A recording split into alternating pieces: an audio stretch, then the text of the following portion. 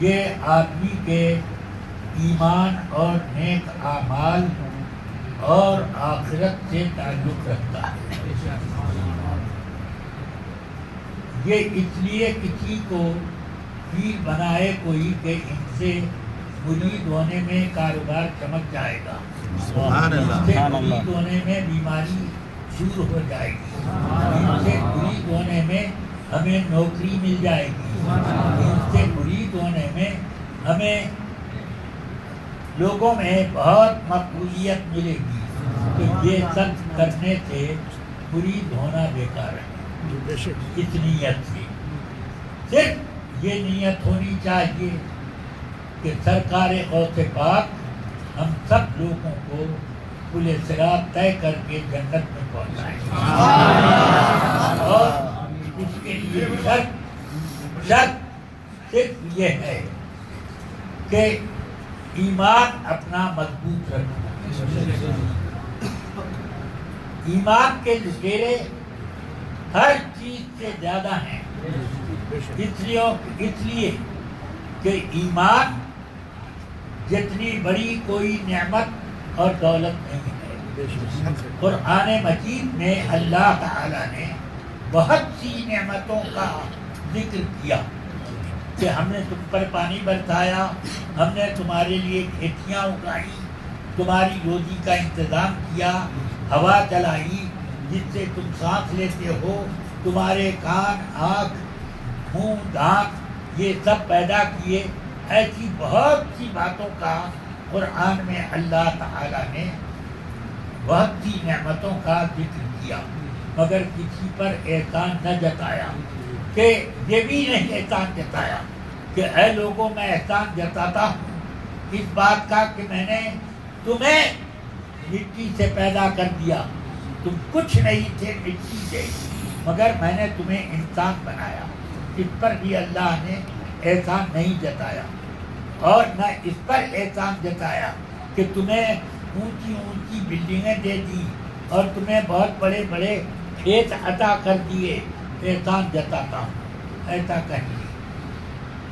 یہ تو فرمایا کہ اللہ کی نعمتوں کو اگر گنتی کرو تو تم لوگ اس کا حساب نہیں لگا پاؤ گے، مگر یہ نہیں فرمایا کہ ان نعمتوں پر میں احسان جتاتا ہوں. احسان جتایا ہے اللہ نے تو ایک بات پر قرآن مجید میں فرمایا قُلْ لَا تَمُنُّوا عَلَيَّ إِسْلَامَكُمْ بَلِ اللَّهُ يَمُنُّ عَلَيْكُمْ أَنْ هَدَاكُمْ لِلْإِيمَانِ. اے پیارے محبوب، آپ اعلان کر دیں کہ کوئی شخص اپنے مسلمان ہونے کا احسان میرے اوپر نہ جتائے، بلکہ اللہ احسان جتاتا ہے کہ تمہیں ایمان کی ہدایت کی. اس بات پر احسان جتایا کہ ایمان دیا ہے، اس بات پر نہیں کہ زبان دی ہے، آنکھ دی ہے، کان دیے ہیں، زندگی دی ہے. زندگی کو باقی رکھنے کے ہم نے بہت سے اسباب پیدا کیے ہیں، بیماری کا علاج پیدا کیا ہے، یہ کیا. اس پر کہیں احسان نہیں ہے. قرآن ان نعمتوں کا قرآن مجید میں ذکر تو ہے، مگر اللہ نے احسان نہیں جتایا. احسان جتایا تو کس بات پر؟ ایمان عطا کیا تم کو، اس پر میں احسان جتاتا ہوں. دوسرا احسان نہ جتایا، اور وہ صرف انہی لوگوں پر جو صاحب ایمان ہیں. لَقَدْ مَنَّ اللَّهُ عَلَى الْمُؤْمِنِينَ إِذْ بَعَثَ فِيهِمْ رَسُولًا. بے شک اللہ نے مسلمانوں پر احسان جتا دیا ہے اس بات کا کہ ان میں سب سے بزرگ اپنا رسول بھیجا. اس پر احسان جتایا کہ آقا کائنات ہمارے بیچ میں آئے. انہوں نے ہم کو ہدایت کا راستہ دکھایا، انہوں نے ہمیں اللہ تک پہنچنے کے طریقے سکھائے، انہوں نے ہم کو گناہوں سے بچنے کا بتایا. انہیں کی وجہ سے ساری کائنات پیدا ہوئی. لولا کلمہ خلقت الافلاق لولا کلمہ خلقت الارضین. اگر آپ کو پیدا کرنا نہ ہوتا تو نہ آسمان پیدا ہوتی نہ زمین. ایسا رسول بھیجا کہ جس رسول کی کہ مشاہد کوئی نیت نہیں، اس کے جیسی کوئی نعمت نہیں. اس لیے آپ دو باتوں پر احساس جو ہے وہ دو باتیں نہیں ہیں، ایک بات ہے کیونکہ میرے آقا محمد الرسول اللہ وہی جانے ایمان ہے. ایمان بھی وہی ہے، جانے ایمان بھی وہی. تو ان کا دامن جس کے ہاتھ میں آ گیا بس وہ کامیاب ہو گیا.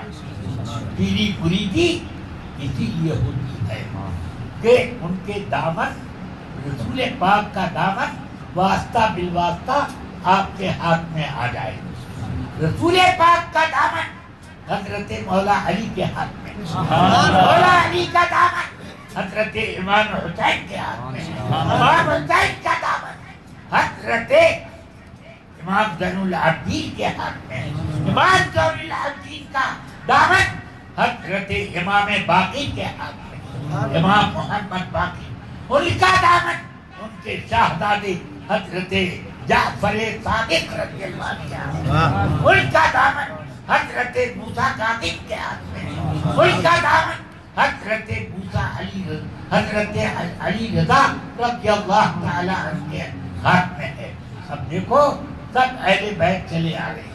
یہ سب اسی لیے اعلیٰ حضرت اپنے شجرہ پیری میں یہ لکھتے ہیں یا الہی رحم فرما مصطفیٰ کے واسطے، یا رسول اللہ کرم کیجیے خدا کے واسطے، مشکل حل کر شہ مشکل کشا کے واسطے. یہ مولا علی کربلائے رکھ شہید کربلا کے واسطے. کون ہے شہید کربلا؟ سیدنا امام ہاشم مقام اور سید سجاد کے صدقے میں ساجد رکھ ہمیں. یہ کون ہے سید سجاد؟ سیدنا امام زین العابدین. اور صدق صادق کا تصدق علم حق باقر علم خدا کے واسطے. امام باقر یہ حضرت سیدنا امام زین العابدین کے بیٹے. اور صدق صادق کا تصدق صادق الاسلام کر یہ حضرت جعفر صادق ہیں. یہ بیٹے ہیں ہمارے آقا حضرت امام محمد باقر. اور پھر ان کا مرتبہ کیا جانو. امام ابو حنیفہ کے عمر میں کم تھے اور چرچا امام ابو حنیفہ کا ہر طرف تھا. مگر جس روز امام جعفر صادق امام ابو حنیفہ کے پاس پہنچتے اپنی گدی چھوڑ کر استقبال کے لیے کھڑے ہو جاتے اور اپنی گدی پر ان کو بٹھاتے، خود ان کے قدموں میں ادھر بیٹھتے. سمجھو ہم نے شاید اتنا نہ پہچانا جتنا امام ابو حنیفہ نے. ان کے شہزادے ہیں حضرت سیدنا موسیٰ کاظم. وہ ہیں ہمارے کہ بے غضب راضی ہو کاظم اور رضا کے واسطے. سبحان اللہ. تو اس لیے رفیقان ملت یوں ہوا. پھر پانچ چھ بزرگوں کے نام اور ہیں. حضرت سیدنا معروف کرخی رضی اللہ عنہ، یہ ہیں حضرت سیدنا امام علی رضا رضی اللہ عنہ کی مرید اور خلیفہ.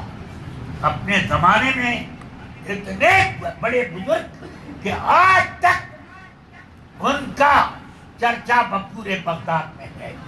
بلکہ معروف کرخی کے نام پر ان کے قبرستان جن میں کئی کروڑ آدمی دفن ہیں وہ معروف کرخی کے نام کی وجہ. وہ حضرت امام کرخی ہیں.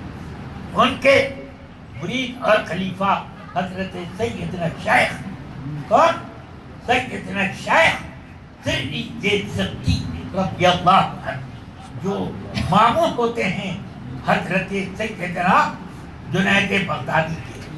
بچپن میں جنید بغدادی اتنی اونچی ولایت پر تھے کہ ایک مرتبہ حضرت سیدنا سری سبتی نے بڑے بڑے اولیاء کرام سے پوچھا کہ صبر کا معنی کیا ہوتا ہے، تو سب نے ایک ایک معنی بتایا۔ فرمایا اپنے بھانجے جنید بغدادی سے تم بھی یہی بتاتے ہو؟ نا میں تو یہ بتاتا ہوں، غلط معنی بتایا کہ یہی بچہ صحیح جواب دے رہا ہے۔ اتنے بڑے یہ ولی تھے، بچپن سے خدا کی کے مقرر تھے۔ یہ حال تھا کہ ایک عیسائی مسلمان مولویوں کا جبہ قبہ سب لگا کر کے مولانا کی طرح داڑھی کے ساتھ حضرت جنید بغدادی کے پاس آیا اور کہنے لگا ایک حدیث کا مطلب بتائیے۔ میں کیا مطلب؟ تو کون سی حدیث؟ اتق فراست المؤمن فإنه ينظر بنور اللہ، کہ تم سچے مسلمان کی سمجھ سے بچ کے رہنا، وہ جو چیز دیکھتا ہے وہ اللہ کے نور سے دیکھتا ہے، وہ اللہ کے نور سے دیکھتا ہے۔ سمجھ میں آئی بات؟ ہاں۔ تو اس نے پوچھا کہ اس کا مطلب بتائیے۔ فرمایا اس کا مطلب تو اپنے اندر صلیب، یعنی وہ جو صلیب کیا کہتے ہیں، کراس جو پہنے ہوئے ہیں وہ توڑ اور عیسائیت چھوڑ، لا الہ الا اللہ پڑھ۔ یا اللہ، انہوں نے دیکھ لیا یہ بھی کہ یہ مسلمان علامہ کی شکل میں آیا ہے، مگر ہے کیا؟ عیسائی ہے، جنیو پہنے ہوئے ہے۔ تو فرمایا کہ اپنی وہ قرات نشان توڑ، عیسائی مذہب چھوڑ اور لا الہ الا اللہ پڑھ۔ فوراً وہ مسلمان ہو گیا۔ کہنے لگا حضور بہت سے بڑے بڑے بزرگوں کے پاس میں گیا، مطلب پوچھا، انہوں نے اس کا معنی بتا کر کے مجھے روانہ کر دیا، ترجمہ اس حدیث کا ترجمہ کر کے بتا دیا۔ آپ نے الگ معنی بتایا؟ کہیں کہ دیکھ ان سب لوگوں کو پتا تھا کہ تو کیا ہے، مگر تیری پیشانی پہ وہ دیکھ رہے تھے لکھا ہے کہ اس کا اسلام جنید بغدادی کے ہاتھ پر۔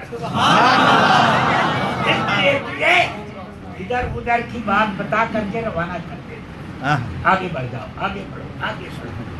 یہ ہیں ہمارے پیروں میں جنید بغدادی، سبحان اللہ۔ ان کے مرید اور خلیفہ ہیں سیدنا ابو بکر صدیق رضی اللہ تعالی عنہ۔ ہاں سبحان اللہ۔ جند حق میں گن جنید بادشاہ صفا کے واسطے غیر صدیق شیر حق، دنیا کے کتوں سے بچا، ایک رکھ اپنے والد نے سیدنا میر عبد الواحد رضی اللہ تعالی عنہ۔ اور یہ ان کے مرید اور خلیفہ ہیں، ان کے مرید اور خلیفہ حضرت سیدنا شیخ ابو الحسن بھائی کاری ہیں، ان کے مرید خلیفہ حضرت شیخ ابو الفرد ترتوسی ہیں، ان کے مرید اور خلیفہ سیدنا شیخ ابو سعید مخدومی ہیں، ان کے مرید اور ان کے خلیفہ سیدنا شیخ عبد القادر۔ سمجھ گئے؟ یہ سارا سلسلہ چلا آ رہا ہے، آج کپڑے میں ہاتھ نہیں دیا ہے، یہ غوث پاک کا سلسلہ جو دامن چلا رہا ہے، ہاتھ ان کے دامن میں، ان کا ہاتھ کے دامن میں، ان کا ہاتھ ان کے دامن میں. ایسے ہی تو اب ہمارا ہاتھ، میرا ہاتھ میرے پیر سیدنا سرکار مفتی اعظم کے ہاتھ میں اور مجھے خلافت عطا کی. انہوں نے بہت بڑا میرے اوپر احسان کیا کہ انہوں نے مجھے خلافت دی اور اس قابل بنایا. خلافت تو وہ بڑھتی رہتی ہے، بغیر خلافت دینے کے بعد پیر بننے کے قابل بنایا. ہاں دوسرا میرے مجھ کو اجازت اور خلافت حاصل ہے میرے استاد الاساتذہ مولائی و ملجائی حضور حافظ ملت، اور ان کو خلافت میرے والد ماجد حضور صدر الشریعہ مولانا امجد علی صاحب. سمجھا؟ تو اس طرح بزرگوں کے ہاتھ سے ہاتھ ملاتے تھے، دامن سے دامن جوڑتے تھے. آپ سب غوث پاک تک اور غوث پاک سے مولا علی تک اور مولا علی سے سرکار دو عالم. بس اس کی حفاظت اس طرح کرنی ہے کہ بد مذہبوں سے تعلق نہ رکھو، ان سے دوستی نہ رکھو، تب تمہارا ایمان بھی بچا رہے گا اور تمہاری مریدی بھی بچی رہے گی.